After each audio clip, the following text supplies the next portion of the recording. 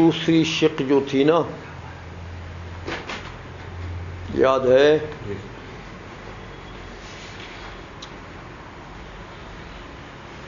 کہ مکان جو ہے وہ خلا مجرد موجود کا نام ہو، یاد ہے؟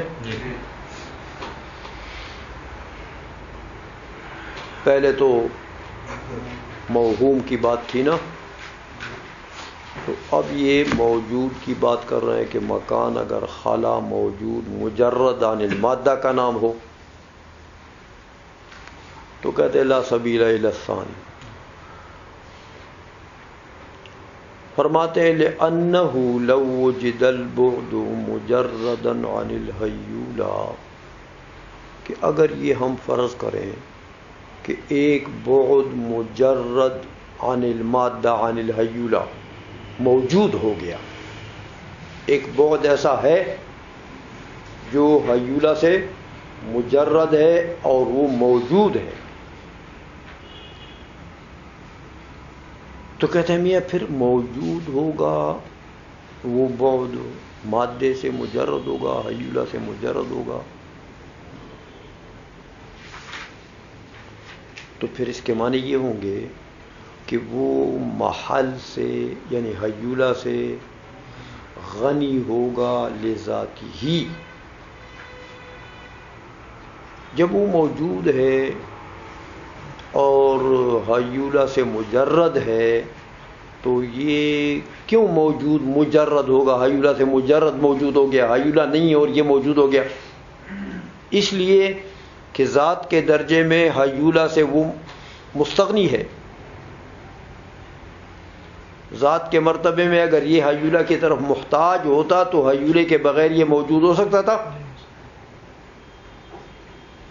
تو جب یہ ہیولے کے بغیر موجود ہے تو پتہ لگا کہ یہ ذات کے مرتبے میں ہیولہ کی طرف محتاج نہیں ہے، ہیولہ سے مستغنی ہے۔ سمجھ آ گئی ہے؟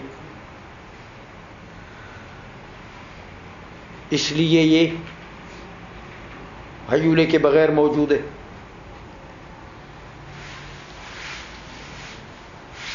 تو دیکھو میاں، اگر ہیولہ سے ذات کے مرتبے میں مستغنی نہ ہوتا تو ذات کے مرتبے میں پھر مفتقر ہوتا ہیولہ کی طرف۔ دو ہی چیزیں ہیں،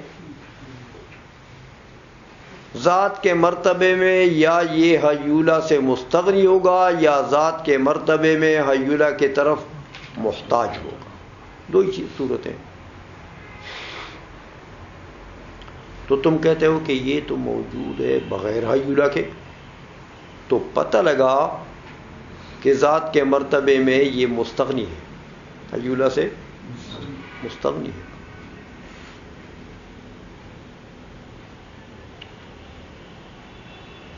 افتقار فی مرتبت ذات تو ہو نہیں سکتا، اے میاں، کہ اگر ذات کے مرتبے میں مفتقر ہوتا تو پھر یہ مجرد ہوتا ہیولہ سے، پھر تو ہیولہ کے ساتھ مقارن ہوتا، متصل ہوتا، یہ محتاج الیہ بنتا، پھر یہ ہیولہ تو اس کے ساتھ یہ مقترن ہوتا، اس سے جدا تو اس کا وجود نہیں ہو سکتا تھا۔ تو جب یہ ہیولہ سے جدا موجود ہے، پتہ لگا ذات کے مرتبے میں یہ ہیولے سے مستغنی ہے۔ جب ذات کے مرتبے میں مستغنی ہو گیا تو فاستحال اقترانہ بہ، اب ہیولہ کے ساتھ اس کا اقتران محال ہو گیا، کہ ذات کے مرتبے میں جو مستغنی ہے اس سے، سمجھ آئیے؟ ذات کے مرتبے میں مفتقر اور محتاج ہو، مفتقر ہوتا تو پھر جا کے مقترن ہوتا، علی وجہ الافتقار، اس کا اقتران ہیولہ کے ساتھ ہوتا پھر۔ لیکن جب ذات کے مرتبے میں یہ مستغنی ہے تو اب اس کا اقتران علی الافتقار ہو سکتا ہے ہیولہ کی طرف۔ بس تو مطلب یہ ہوگا کہ یہ بعد خود بخود حیولہ کے بغیر موجود ہوگا، حالانکہ یہ تو باطل ہے، اس لیے کہ اے میاں یہی بعد ہے، یہی بعد ہے کہ جب یہ جسم طبعی میں پایا جائے تو حیولے کے بغیر ہو سکتا ہے؟ جسم طبعی فلاسفہ کے نزدیک مرکب کس سے؟ حیولہ صورت سے، تو یہی بعد جسم طبعی کے اندر موجود ہے کہ نہیں ہے؟ اور جسم طبعی میں حیولے کی طرف محتاج ہے، حیولہ محل ہے اس کی صورت کے لیے، محل ہے، تو جسم طبعی میں یہ محتاج ہے، مفتقر ہے اور اس کے ساتھ مقترن ہے، تو پھر کیسے اس کا اقتران محال ہو گیا؟ اگر اقتران محال ہوتا حیولے کے ساتھ ہو تو جسم طبعی میں کیوں مقترن ہوتا؟ سمجھ آ رہی یہ بات؟ حالانکہ جسم طبعی میں تو مقترن ہے، تو پتہ لگا کہ اقتران اس کا محال نہیں ہے، تو جب اس کا اقتران محال نہیں ہے، اقتران ہوتا ہے حیولے کے ساتھ تو مجرد تو نہیں ہوا میاں، تو بعد مجرد کا وجود باطل ہو گیا۔ سمجھ آ گئی ہے اے شیوخ؟ تو بعد موہوم کا وجود بھی باطل، تو بعد مجرد کا وجود بھی باطل، تو اشراقیہ کا مذہب بھی باطل، تو متکلمین کا بھی باطل، تو کون سا ثابت؟ مشیعہ کا ثابت۔ سمجھ گئے ہو؟ اس طریقے سے یہ انہوں نے مشیعہ کے مذہب کو ثابت کر دیا۔ ترجمہ کروں گے۔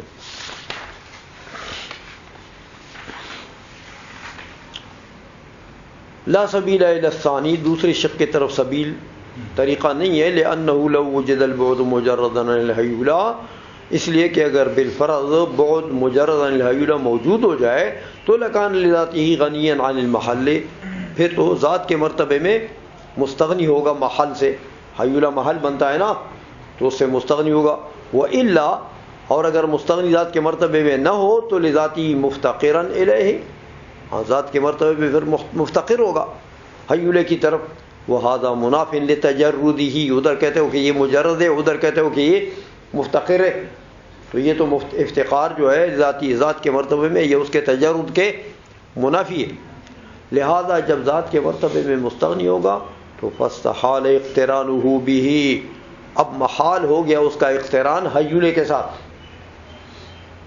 اے علی وجہ الافتقار، سمجھ آ گئی ہے؟ ھذا خلف، یہ تو خلاف مفروض ہے، کیوں کہ لأنہ مفتقر الیہ فی الاجسام، اجسام طبعیہ میں تو یہی بعد حیولے کی طرف کیا ہے؟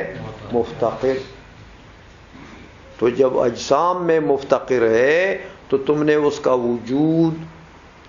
وجود غیر ذات کے مرتبے میں غیر مفتقر کیسے مان لیا؟ سمجھ آئیے؟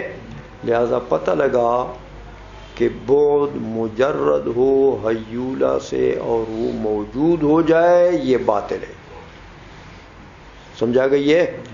تو بعد مجرد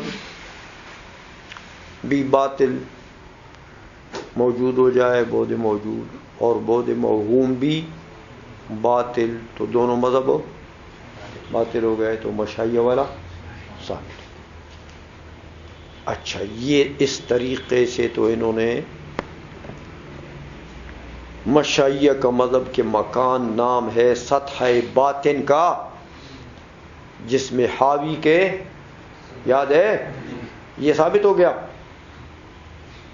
کہ مکان نام ہے جس میں حاوی کے سطح باطنی کا جو مماس ہے محوی کے سطح ظاہری کو، یہ مکان مشائین کا مذہب تھا، اس کو ثابت کر دیا۔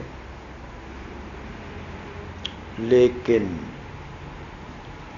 حسین میبزی فرماتے ہیں کہ میں زندہ رہوں گا اور تم ثابت کر سکو گے کسی چیز کو، میں تمہاری ایسی لتاڑ دوں گا۔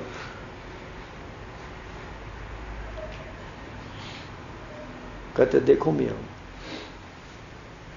وفیہ بحث، یہ تم نے کیسی بات کر لی کہ ادھر کہتے ہو کہ فاستحال اقترانہ بہ، ذات کے مرتبے میں جب یہ بعد حیولہ کا محتاج نہیں ہے تو ذات کے مرتبے میں یہ بعد مستغنی ہوگا۔ پہلا اعتراض جو انہوں نے نہیں کیا، پہلا اعتراض تو یہ ہے کہ اے میاں، ذات کے مرتبے میں استغنا نہیں ہے تو تم نے کیا کہا؟ وَإِلَّا لَكَانَ لِذَاتِهِ مُفْتَقِرًا إِلَيْهِ، اگر ذات کے مرتبے میں غنی نہیں ہے تو ذات کے مرتبے میں پھر وہ مفتقر ہوگا۔ پہلے تو یہ جو تم نے شقین بنا دیے یہ باطل ہے کہ اگر ذات کے مرتبے میں استغنا نہیں ہے تو ذات کے مرتبے میں پھر افتقار ہوگا۔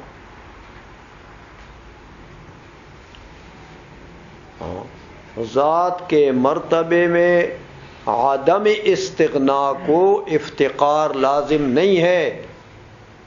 اے میاں، ہو سکتا ہے ذات کے مرتبے میں مستغنی ہو اور افتقار لازم آیا ہو کسی علت خارجیہ سے، ذات کے مرتبے میں افتقار نہ ہو۔ سمجھ میں آ گئی ہے؟ ذات کے مرتبے میں مستغنی ہے،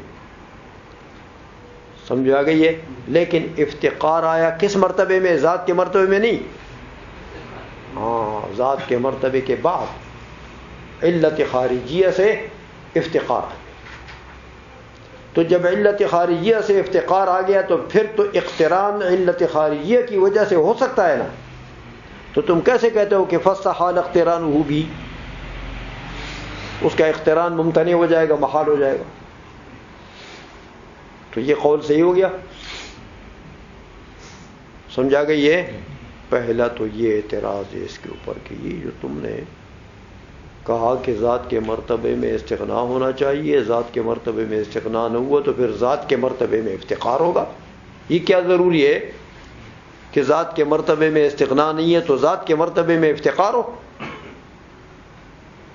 سمجھائیے، ذات کے مرتبے میں استغنا اگر نہیں بھی ہے تو افتقار اس کو لازم نہیں ہے کہ ذات کے مرتبے میں افتقار ہو سکتا ہے افتقار کسی خارجی علت سے آیا ہو، تو افتقار جب علت خارجیہ سے آیا تو اب تو اس کا اجتماع اقتران حیولے کے ساتھ ہو سکتا ہے جب علت خارجیہ سے افتقار آ گیا، سمجھے ہو؟ تو یہ تفریح صحیح نہیں ہے کہ فاستحال اقترانہ بہ، کہ اقتران تو محال ہو گیا۔ سمجھا گئی ہے؟ پہلا اعتراض تو یہ ہے۔ دوسرا اعتراض یہ ہے کہ تم نے یہ کہا کہ اے میاں اقتران محال ہو گیا، جب ذات کے درجے میں مستغنی ہے تو حیولہ کے ساتھ اس کا اقتران اب محال ہو گیا۔ حالانکہ یہ تو غلط ہوئے، جسم طبعی میں جا کے مفتقر ہے، یہی بعد جسم طبعی میں جا کے حیولے کے ساتھ مقترن ہے، تو ادھر کہتے ہو کہ اقتران محال ہو گیا، تو محال تو نہیں ہے، نہیں سمجھے ہو کہ جسم طبعی میں جا کر یہی بعد حیولہ کے ساتھ مقترن ہے، لہذا خلف لازم آ گیا۔ میبزی فرماتے ہیں خلف کدھر لازم آیا یار؟ دیکھو ایک ہوتا ہے بعد مجرد، یہ کلام ہو رہا ہے کس میں؟ بعد مجرد میں، اور جسم میں جو بعد موجود ہے وہ مجرد ہے، وہ تو مادی ہے.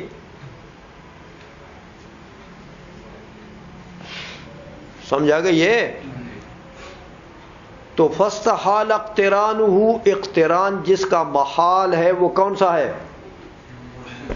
مجرد.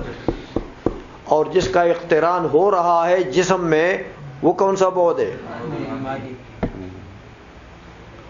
تو یہ کہنا کہ استحال یہاں محال ہو گیا اقتران اور یہ تو باطل ہے، اس لیے کہ یہی بعد جسم میں مقترن ہے حیولے کے ساتھ ہو، تو یہ حکم تو تم جب لگا سکتے ہو کہ ابعاد جو مادیہ ہیں اور مجردہ ہیں ان سب کا حکم ایک ہو. ابعاد مجردہ کا اور ابعاد مادیہ کا حکم ایک ہو، یہ ایک ماہیت نوعیہ کے افراد ہوں اور حکم ایک ہو، تو پھر یہ تمہارا کلام ٹھیک ہو جائے گا.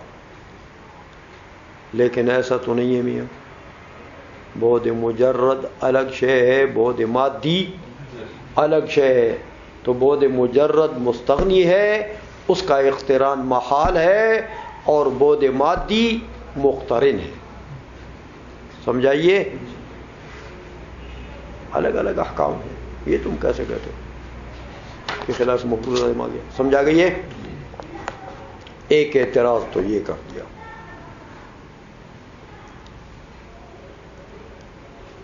اور دوسری وجہ یہ بتاتے ہیں کہ دیکھو میاں الگ الگ ہیں، ابعاد مجردہ الگ چیز ہے، ابعاد مادیہ الگ چیز ہے، اور ان کے مقولے علیحدہ علیحدہ ہیں. دیکھو ابعاد مادیہ جو ہیں یہ اعراض ہیں، یہ مقولہ عرض کے ہیں، اور جو ابعاد مجردہ ہیں وہ جواہر ہیں، وہ مقولہ جوہر میں سے، تو ان کے اجناس عالیہ مقولے الگ الگ ہیں. تو دونوں کا حکم ایک ہو سکتا ہے؟ سمجھا گئی ہے؟ اس لیے یہ کہنا کہ بھئی یہاں جو محال مقترن ہو، محال اقتران اس کا محال ہو گیا، حالانکہ یہ تو محال نہیں ہے. دیکھو جسم میں تو مقترن ہے، تو بھئی جسم میں جو مقترن ہے وہ مادی ہے، اور جس کا اقتران محال ہے وہ بعد مجرد ہے. تو ایک جوہر ہے اور ایک عرض ہے، تو عرض تو محتاج ہے لیکن جوہر تو محتاج نہیں ہے. میاں ایک اعتراض تو یہ کر دیا.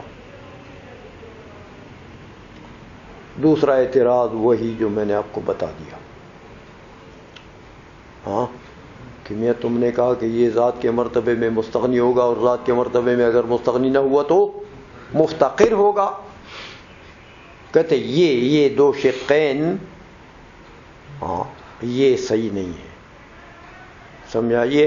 یہ تو اس وقت صحیح ہو سکتا ہے کہ بیچ میں اگر کوئی واسطہ نہ ہو، کہ ذات کے مرتبے میں مستغنی کو لازم ہو افتقار، تو پھر بات ہے.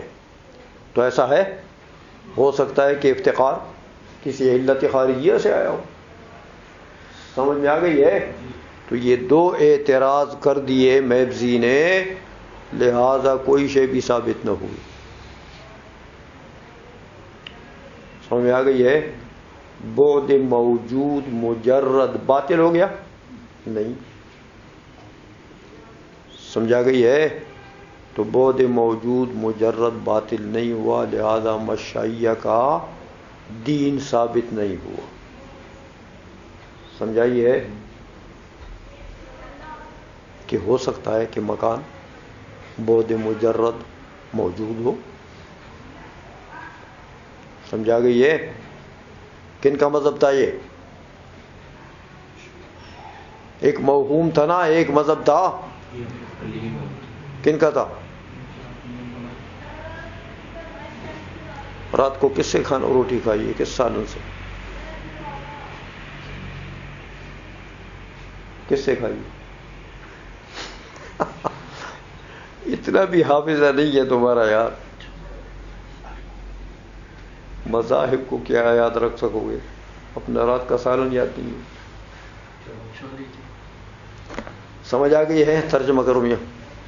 وفیہ بحث لأنه موقوف على تماثل الابعاد المادیۃ والمجردۃ، کہ یہ حکم تو موقوف ہے کس پر؟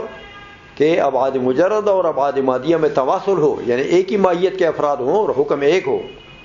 مع ان المادیۃ اعراض والمجردۃ جواہر، حالانکہ دونوں میں فرق ہے، کیسے ایک ہو سکتے ہیں؟ ایک دوسرا وعلى عدم الواسطة بین الحاجۃ والغنى الذاتیتین، وہ جو تم نے کہا کہ اگر غنا ذاتی نہ ہو تو افتقار ذاتی ہوگا، تو یہ موقوف ہے کس پر؟ کہ دونوں کے درمیان میں واسطہ نہ ہو۔ تو ہو سکتا ہے کہ غنا ذاتی نہ ہو اور افتقار بھی ذاتی نہ ہو، بلکہ افتقار غیر سے آیا ہو۔